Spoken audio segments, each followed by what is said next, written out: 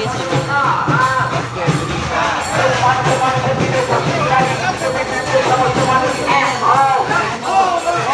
ধর্ম নিয়ে রাজনীতি করা চলবে না, এই ধর্ম নিয়ে রাজনীতি করা চলবে না।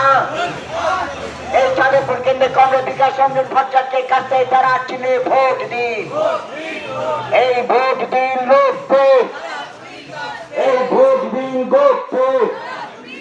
এই অঞ্চলে মা বোনদের ভোট পাবে কারা? এই ছাত্র যুবর ভোট পাবে কারা? এই আপনার আমার লড়াইয়ের সাথে কংগ্রেস বিকাশ রঞ্জন ভট্টাচার্যকে বিপুল ভোটে জয় করুন।